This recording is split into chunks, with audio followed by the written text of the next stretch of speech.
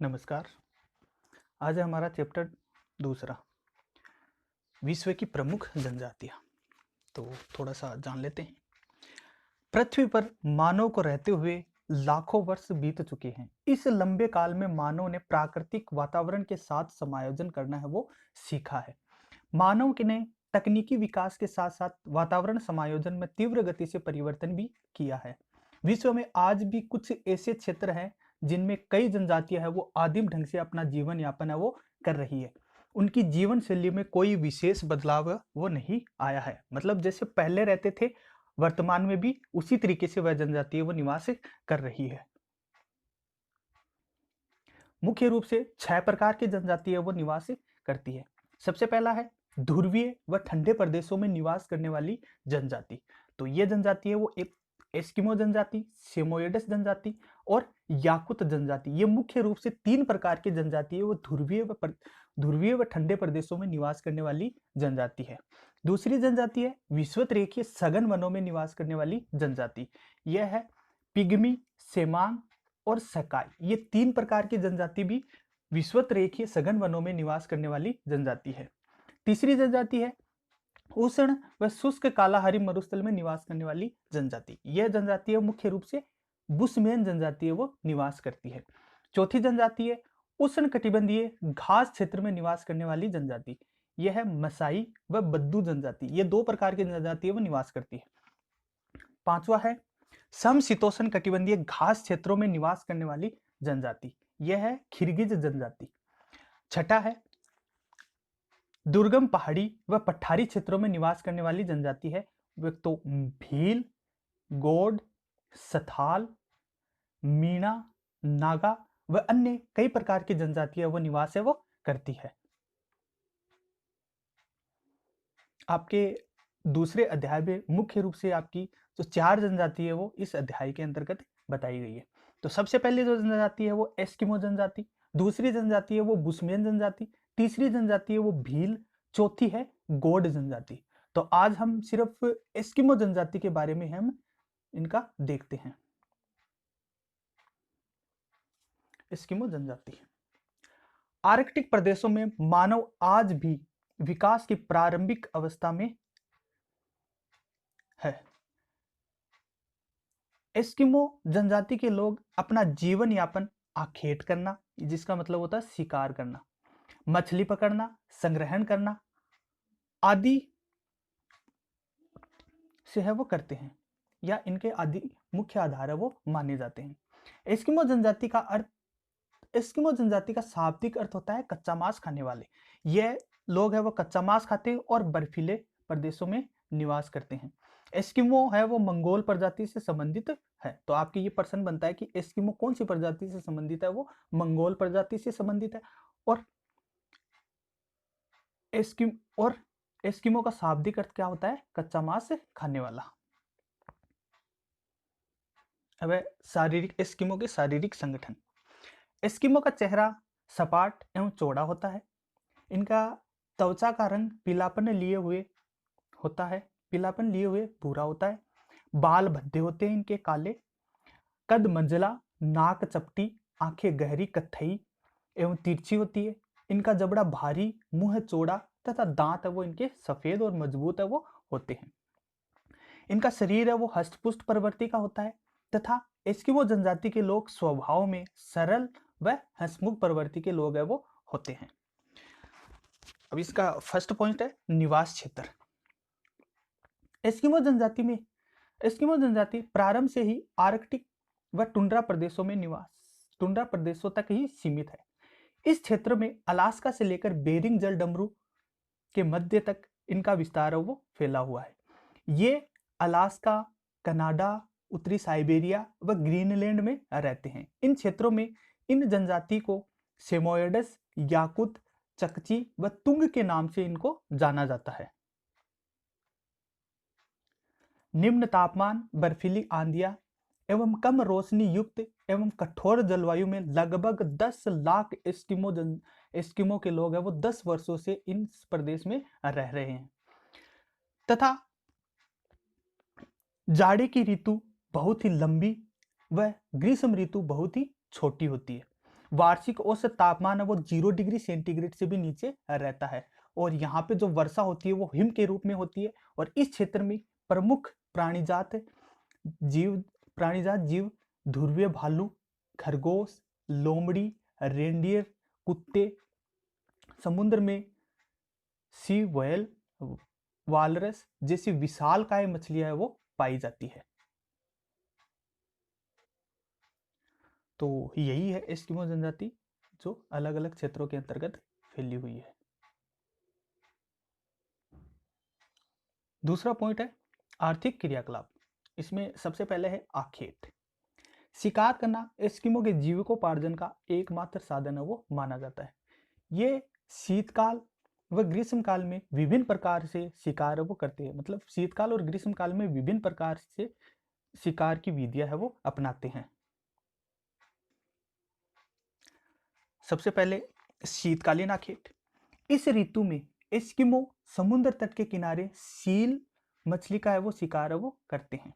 जब मछली बर्फ में बने छिद्रों में सांस लेने आती है तब एस्किमो द्वारा रखी छड़ है वो हिल जाती है। एस्किमो अपने हथियार हार्पून से शिकार है वो कर लेते हैं। इसे माउपाक के नाम से जाना जाता है।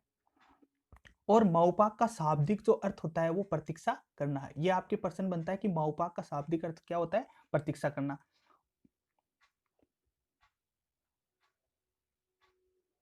फिर है शिकार की दूसरी विधि इतुरपाक कहलाती है, जिसके अंतर्गत शिकारियों द्वारा दो छिद्र बनाए जाते हैं। एक छिद्र में एक व्यक्ति चारा डालकर मछली को बुलाता है तथा दूसरे छिद्र में दूसरा व्यक्ति संकेत मिलते ही हार्पून से सील मछली का शिकार वो कर लेते हैं। सील मछली न केवल भोजन प्रदान करती है वरन जलाने के लिए ईंधन भी देती है। फिर है बसंतकालीन आखेट। मार्च में सील मछलियां श्वास लेने बाहर आकर धूप सेकने लगती है। तब इसका शिकार वो किया जाता है। बसंतकालीन आखेट को उत्तोक के नाम से जाना जाता है। तो बसंतकालीन आखेट को किसके नाम से जाना जाता है? उत्तोक के नाम से। ये शिकारी कुत्तों की मदद से सील मछली का शिकार वो करते हैं। इस ऋतु में चमड़े से बनी नाव का प्रयोग करते हैं तथा या फिर इस ऋतु में चमड़े से बनी नाव को परिवहन के रूप में ये लोग है वो काम में लेते हैं, जिसको कयाक कहते हैं। तो देख लीजिए यही है वो कयाक जो चमड़े से बनी नाव है वो होती है, जिसको कुत्ते और रेंडियर के द्वारा है वो खींचा जाता है। और ये है एस्किमो द्वारा सील मछली का शिकार जो करते। नेक्स्ट है भोजन। कच्चा मांस इनका प्रमुख भोजन है वो माना जाता है। एस्किमो जनजाति का मुख्य रूप से कच्चा मांस खाने वाले लोग ये होते हैं और इनका भोजन है वो मुख्य रूप से कच्चा ही होता है। भोजन का स्रोत सील, व्हेल, सील लॉयस है।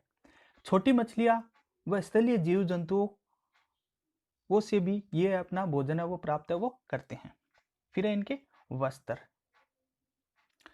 एस्किमो के वस्त्र मुख्यतः कैरिबो की खाल के बने हुए होते हैं, जिसको स्त्री और पुरुष दोनों के वस्त्र है वो एक समान है वो होते हैं। एस्किमो जर्सी नुमा बाहेदार वस्त्र पहनते हैं, जिसको तिमियाक के नाम से जाना जाता है। तो तिमियाक किसको कहा जाता है? कि एस्किमो जर्सी नुमा बाहेदार वस्त्र पहनते हैं, जिसको तिमियाक के नाम से जाना जाता है। और तिमियाक के ऊपर पहने जाने वाले वस्त्र को अनुहाक के नाम से जानते हैं या अनुहाक कहते हैं। सील की खाल से बने जूतों को मुकलुस या फिर कार्मिक है वो कहते हैं। तो कार्मिक या मुकलुस किसको कहते हैं? कि सील मछली की खाल से बने जूतों को कार्मिक या मुकलुस है वो कहते हैं। अब निवास गृह। इनके मकान बर्फ, पत्थर, हड्डियों तथा खालों के है बने हुए होते हैं। शीतकाल में बर्फ से बने मकान को इग्लू के नाम से जाना जाता है। इग्लू 5 से 6 फीट भूमिगत एवं 2 से 3 फीट ऊपर उठे लकड़ी एवं व्हेल की हड्डियों के ढांचे से बने मकान को कर्मक के नाम से जाना जाता है। तो देख लीजिए यही है इनके मकान जो बर्फ और पत्थर के बने हुए होते हैं।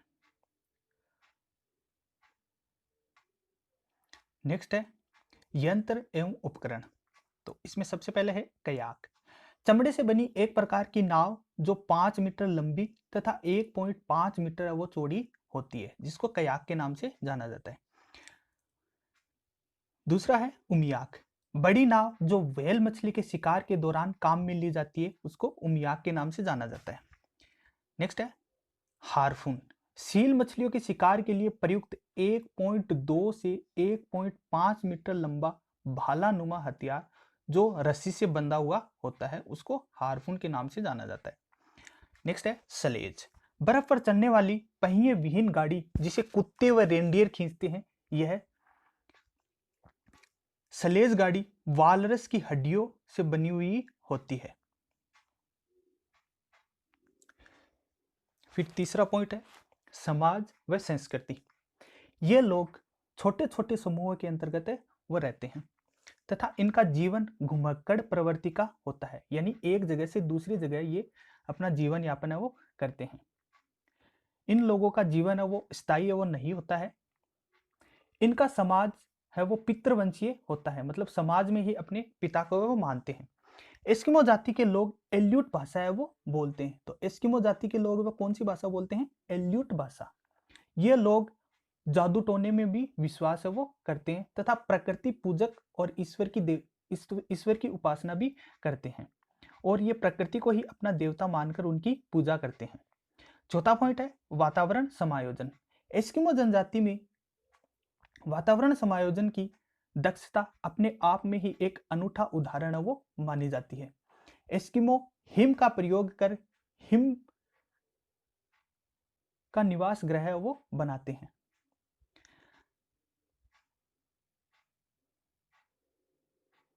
फिर एस्किमो जनजाति का लास्ट पॉइंट है पांचवा, आधुनिक संस्कृति की संपर्क। आधुनिक संस्कृति के अंतर्गत यह जनजाति कई क्षेत्रों के अंतर्गत है वो कई क्षेत्रों के अंतर्गत इनका संपर्क है वो बढ़ा है। अब ये लोग अस्त्र शस्त्र की जगह बंदूक और चाकू को काम में लेने लग गए हैं और भोजन को पकाकर भी खाने लग गए हैं तथा इन जाति के लोग पर पर्यावरण का प्रभाव वो एक अनुकूल रहा है। वर्तमान में ये लोग अलग अलग क्षेत्रों के अंतर्गत फैले हुए हैं। थैंक यू, मिलते हैं नेक्स्ट वीडियो में, तब तक के लिए बाय।